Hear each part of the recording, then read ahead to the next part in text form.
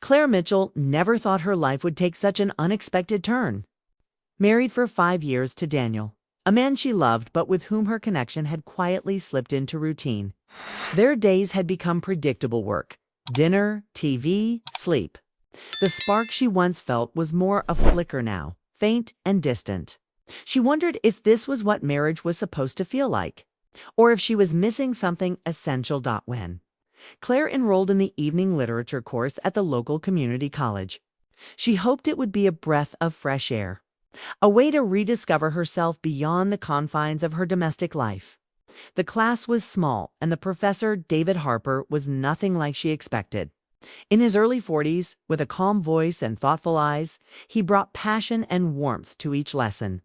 His knowledge was deep, but it was his gentle encouragement that drew Claire in, making her feel seen in ways she hadn't realized she longed for. At first, their interactions were strictly academic. Claire stayed after class sometimes to ask questions, lingering just a little longer each time. David never pushed her, but his attentive listening made her feel valued. Outside her marriage, where communication had faded, these moments became a quiet refuge. One evening, after class had ended, David asked Claire if she would stay a few minutes longer to discuss a poem they had read. She agreed, feeling a flutter of nervous excitement. They sat across from each other at the desk, the room quiet except for their voices. As he explained the layers of meaning, Claire found herself drawn not just to the poem, but to David's presence. His words felt like a mirror to her soul, reflecting emotions she had buried. Over the following weeks, Claire's visits after class became more frequent. They talked about literature, life, dreams, and disappointments. David shared stories about his own struggles, revealing vulnerability that deepened Claire's trust. She began to open up about her marriage, about feeling lost in the routine and yearning for connection. David listened without judgment, offering support that felt genuine and comforting. One night, after a particularly intense discussion about the complexity of human desire in art and poetry, Claire confessed how much she missed feeling alive. David nodded thoughtfully, saying that sometimes learning about the self required courage to explore feelings that society often labels as uncomfortable. He suggested mindfulness exercises and self-awareness, techniques to help Claire reconnect with her own emotions and desires. Claire was hesitant, but intrigued. She began practicing what David recommended: breathing exercises, paying attention to sensations, and allowing herself moments of quiet reflection. She realized how disconnected she had been, not just from her marriage, but from herself. The changes were subtle but growing. She felt more present, more in tune with what she wanted from life. Their relationship remained professional, yet the emotional undercurrent was undeniable.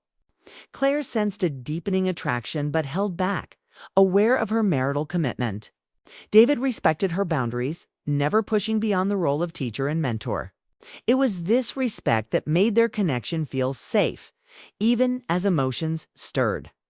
One afternoon, David invited Claire to join a small group workshop he was hosting on emotional intelligence and self-discovery. The workshop promised tools for deeper personal growth, and Claire hesitated only briefly before saying yes. She wanted to understand herself better, to find clarity. The sessions were eye-opening. Claire learned about boundaries, communication, and the importance of honoring her own feelings. Sharing with others, hearing their stories, made her realize she was not alone in her struggles. She began to see her marriage in a new light, not as a failure, but as a challenge that required honest conversation and effort. Back at home, Claire tried to share these insights with Daniel, but the conversations often felt strained or unfinished. Daniel was supportive but distant, unsure how to bridge the emotional gap. Claire felt torn between hope and frustration, wondering if love alone was enough. Meanwhile, her relationship with David continued to evolve. After each class and workshop, she found herself reflecting on what she learned. Not just about literature or emotions, but about trust and connection. David became a symbol of growth, catalyst for change in a life that had grown stagnant. One evening, after a particularly moving workshop, David offered Claire a private moment to talk. She agreed, and they sat together in the quiet room, the world outside fading away. He spoke gently about the power of self-acceptance and the courage it took to face inner fears. Claire felt tears welling up not from sadness, but from a profound release. In that space, Claire realized that her journey was not about replacing love, but rediscovering it from within and in all her relationships. David was a guide, not a destination. Her marriage was still fragile. She now had tools to face it honestly. As the semester progressed, Claire felt a growing sense of empowerment. She still loved Daniel, but she loved herself more. The art of pleasure, she understood now, was not just physical or fleeting. It was the pleasure of being fully alive, fully present, and fully seen. And though she didn't know what the future held, Claire was no longer afraid. She had begun to write a new story, one of courage, self-discovery, and the gentle unfolding of love in unexpected places. Claire felt a new energy inside her, one that she hadn't recognized in years. The lessons from Professor David were changing her, stirring feelings that were both thrilling and confusing. After each class, when she stayed behind to talk with him, she sensed something unspoken between them, a connection that went beyond books and poetry. Yet she kept reminding herself of the boundaries she had set. She was married, after all, but something about David made her want to explore life and herself more deeply at home. Claire noticed Daniel becoming distant without explanation. Their conversations felt routine, and the warmth they once shared was fading. Claire tried to bring up her feelings, but Daniel always brushed it off, saying he was tired or stressed. The silence between them grew heavier. Claire realized that she had been living in a fog, her marriage safe but empty, her heart yearning for more. One evening, after a particularly intense class discussion on desire and human connection, David asked Claire if she wanted to join him for coffee. He said it was just to talk more about the topics they discussed in class, nothing more. Claire hesitated but agreed. Sitting across from him in the quiet cafe, she felt the air shift. Their conversation was easy, natural, but charged with emotion. David listened deeply when Claire spoke about her marriage, her loneliness, and the new feelings she was trying to understand. He didn't judge her or push. Instead, he gently encouraged her to keep exploring herself, to not be afraid of her own heart. That night, Claire lay awake thinking about David's words. For the first time in a long while, she felt hopeful. Hopeful that she could find happiness again, not by escaping her marriage, but by rediscovering her own desires and needs. As weeks passed, Claire's visits to David's office after class became a ritual. They talked about more than literature. He taught her about emotional awareness, about understanding the language of the body and mind. David showed her that pleasure was not just physical, but also emotional and intellectual. He introduced her to mindfulness exercises, helping her become more present in her own skin. Slowly, Claire began to notice small changes. She smiled more. She walked with confidence. She allowed herself to feel joy again. One afternoon, David invited Claire to join a small, private workshop he was leading on emotional intelligence and intimacy. It was a safe space, he assured her, a place to explore feelings without judgment. Claire was nervous but curious. The workshop was unlike anything she had experienced, full of honesty, vulnerability, and shared stories. She listened as others spoke about their struggles and growth, realizing how much she had kept inside. She felt a quiet strength rise within her. Meanwhile, her relationship with Daniel became even more strained. He was supportive when she tried to open up, but he couldn't meet her emotionally.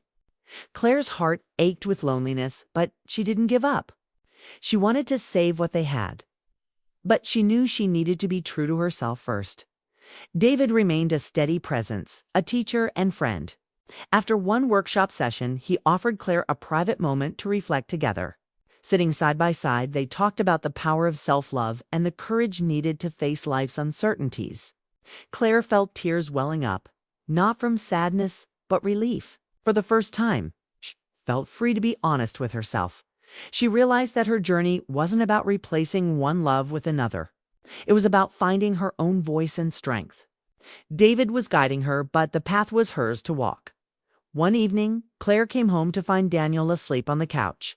She watched him for a moment, the man she loved, yet who seemed so far away. She felt a wave of compassion and sadness. She knew she had to decide what was best for both of them. Her heart was no longer full of fear, but of possibility. She was learning that pleasure and love were about connection to herself first, then to others. The professor was teaching her not just through words, but through the quiet, powerful changes unfolding inside her. Claire was still married, still committed, but she was beginning to live for herself again. And in that, she found a new kind of freedom. Claire's world was shifting in ways she hadn't imagined possible just a few months before.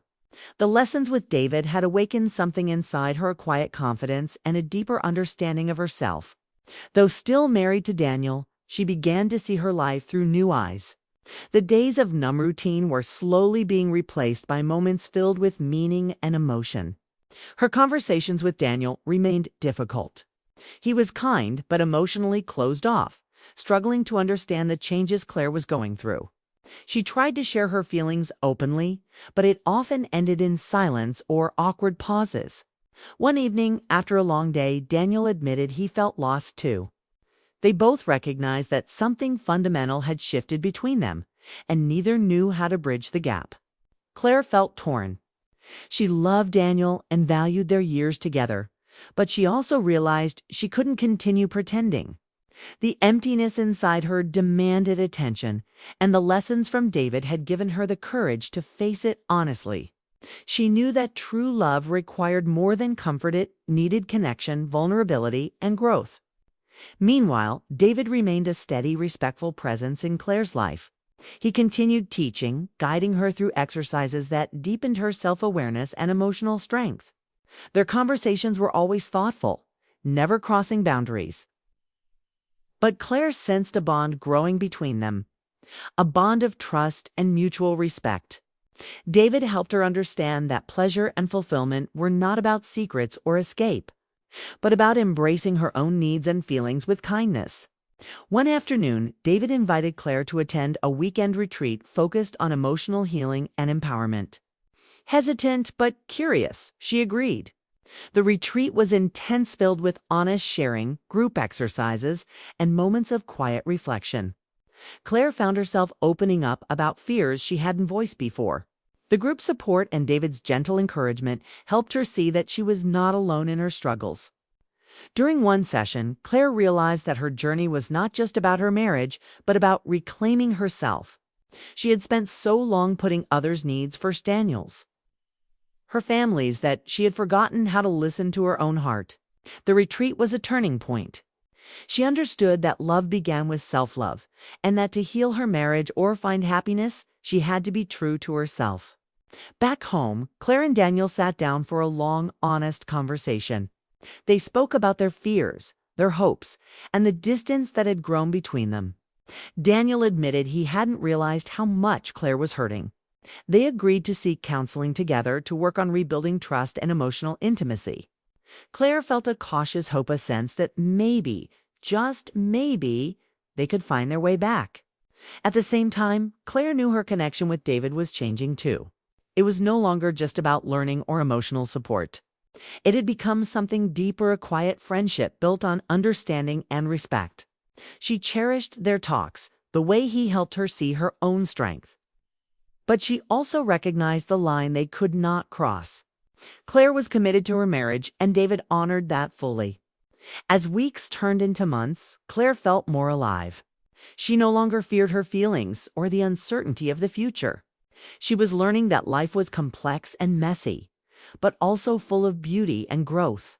The art of pleasure she had been taught was about embracing all of herself, the light and the shadow, the joy and the pain. One evening, Daniel surprised her with a small gesture, a favorite meal. A handwritten note expressing his love and his commitment to try harder. Claire smiled, touched by the effort. It wasn't a perfect solution, but it was a beginning. She knew the road ahead would be challenging, but for the first time in years, she felt ready to walk it. Claire also knew that no matter what happened, the journey she had started with David's guidance had changed her forever. She had learned to value herself, to seek joy in everyday moments, and to face life's complexities with an open heart. Her marriage was not a story of perfect love, but a story of growth, honesty, and courage. And in that truth, Claire found a kind of peace she had never known before. The future was uncertain, but Claire was no longer afraid. She was living, learning, and loving in her own way, stronger, wiser, and more herself than ever.